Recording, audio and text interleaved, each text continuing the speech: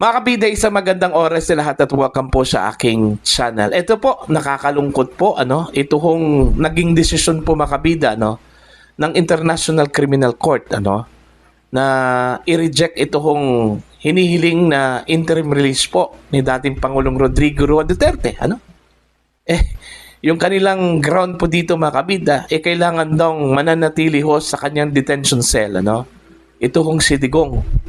Okay?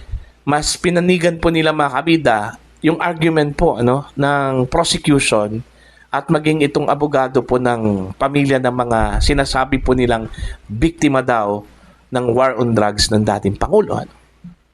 We were expecting mga kabida na pagbibigyan ho ng ICC itong hiling po ni dating Pangulong Duterte considering malakas naman po yung grounds valid naman po yung grounds po mga kabida. Unang-una po, ang dating Pangulo po, yung kanyang kalusugan po ay deteriorating po, mga kabida. Pangalawa po, may edad na po ang dating Pangulo mga kabida. 80 anyos na yun Okay? In fact, meron ngang precedence itong ICC po mga kabida, Meron po silang pinagbigyan noon na mga detainees po na mas bata pa po kay dating Pangulong Duterte mga kabida. Same crime. Crimes against humanity, mga kabida. Bakit dito ho sa case po ni Digong, bakit hindi po nila pinagbigyan? Okay? Mas pinaboran po nila, ito hong panig po ng prosecution po mga kabida, Kaya nga, marami hong nagdududa, na baka ito talaga yung design ng ICC mga kabida, na ikulong itong si Digong habang buhay. Okay?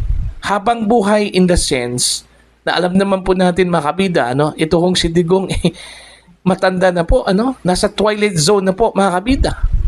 At realidad po mga kabida na siya po ay mamamatay po, Inevitable po yan, mga kabida.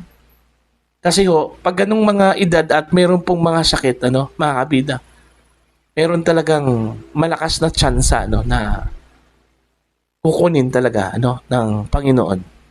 Okay? Kaya nga nasabi ko po na gusto pong ikulong ng ICC ito hong si Digong habang buhay, mga kabida. Kaya nabuo yung mga pagdududa na posibleng nakikipagkonsabahan po ito pong International Court doon po sa mga kritiko ng dating Pangulo. In fact, ito hong mga nasa prosecution, itong abogado po, mga kabida ng mga sinasabi ho nilang biktima o pamilya ng biktima ng war on drugs. Anti-Duterte po yan Si Attorney Katrina Conte, mga kabida. Miyembro po ng Makabayan Bloc na kilalang kritiko po ng dating Pangulong Rodrigo Duterte, Antonio Trillanes, isa sa mga nagsampa po ng kaso dyan po sa International Criminal Court. Kilalang kritiko po ng dating Pangulong Rodrigo Roa Duterte, mga kabida. Meron ngang haka-haka din na baka meron pong kinalaman po dito ito pong gobyerno po ng Pilipinas, mga kabida. Okay? Kasi naman po kung titingnan po natin yung kinikilos po ng gobyerno po ng Pilipinas, mga kabida, pagdating ho sa hinihiling po ng dating Pangulo, kung maaari, isa po ang Pilipinas na tatanggap po kay Digong, kung sakali hong ma-approve yung kanyang interim release, mga kabida. Ano pong sinabi po ng Malacanang? Okay?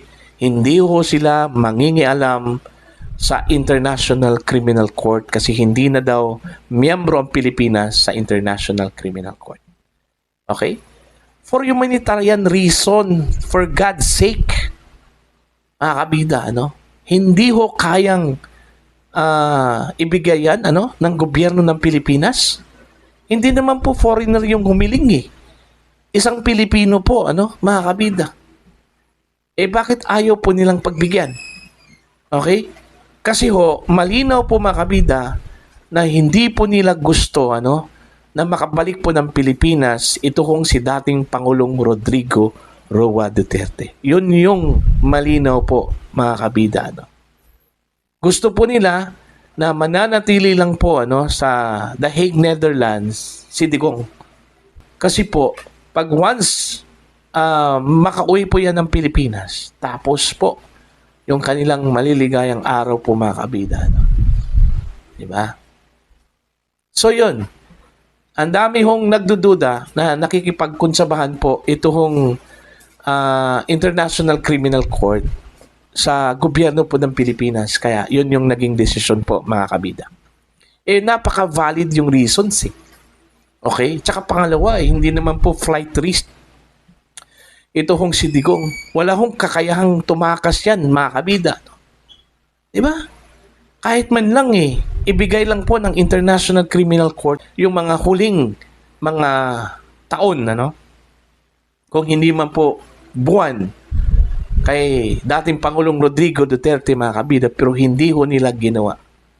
Okay? Mas pinili po nilang mabulok po sa bilangguan po mga kabida ito hong si Digong. Alright? Okay, tingnan nyo. Kasi po napansin ko rin mga kabida, meron bang mga motions, hiling ito hong si Digong, na pinagbigyan po ng ICC? Maliban lang po siguro mga kabida, dun ho sa motion po ni Attorney Kaufman na kumare i-suspend indefinitely mga kabida yung trial ni Digong Kasi alam naman po ng ICC po mga kabida na may problema talaga sa kalusugan ito hong si Digong In fact, isa po sa mga tinitingnan po mga kabida yung kanya hong memory loss yung pagkakalimutin mga kabida. Diba? So, hindi talaga fit na humarap po sa trial. Ito hong si dating Pangulong Rodrigo Duterte. Yun lang yung instance po na pinagbigyan po ng korte. Other than that, mga kabida, wala. Ibinasura po, mga kabida. Sabi po nila, dahil yan sa abogado, hindi daw magaling ang mga abogado ni Digong, Yan po sa kanyang kaso sa International Criminal Court. Alam nyo, hindi po ako naniniwala dyan. Hindi po ako naniniwala na dahil ho sa hindi magaling, yung abogado po ni Digong, kaya yun yung sinapit po niya, Hindi.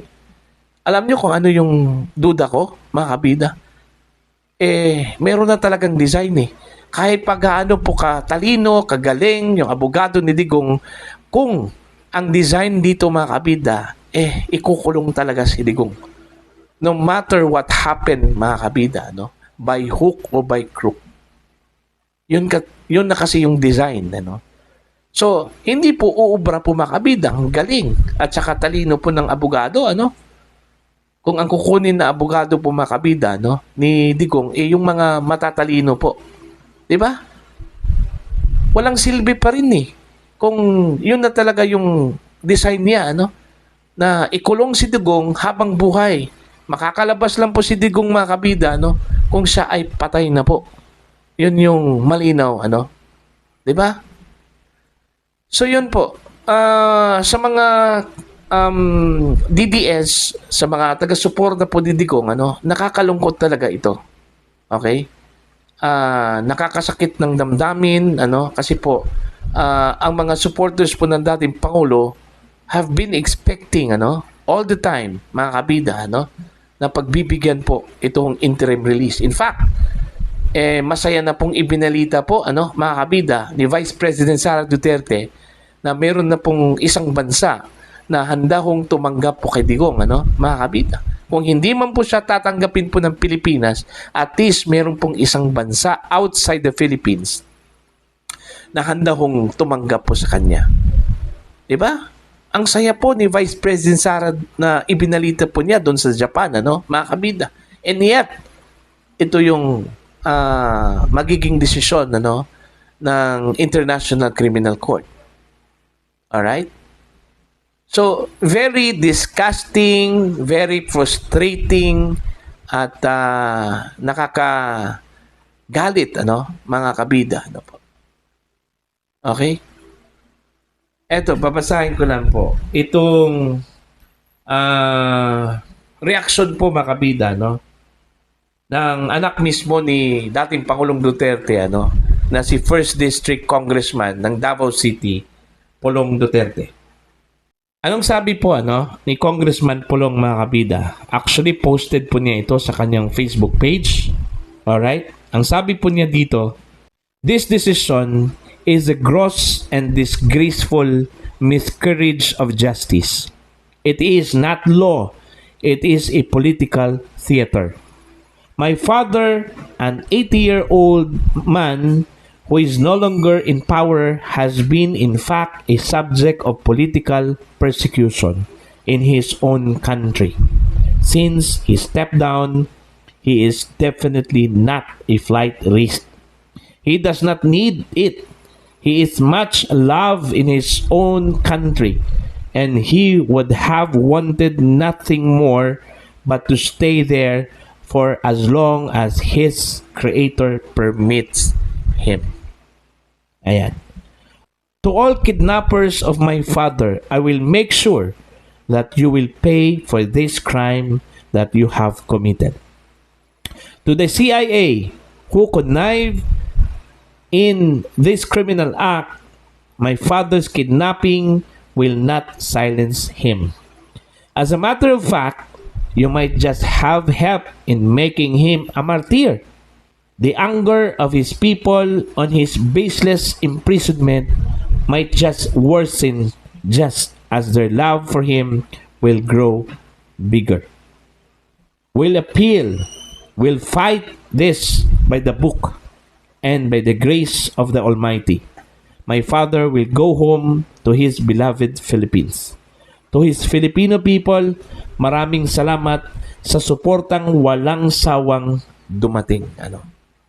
So yun yung official statement po mga kabida ni Davao City 1st District Representative Paulo Pulong Duterte mga kabida. Itong kanyang phrase ho dito dahil ho dito sa ginawa po ng ICC, mas lalo hong mamahalin ng mga Pilipino ito hong si dating Pangulong Rodrigo Duterte. At in fact, baka naman po magiging martir po ito kung sakali hong siya po ay mamatay sa loob mismo mga kabida sa kanyang kulungan. Alright? Napakalaking backfire ito kung sakali hong mangyari po yan.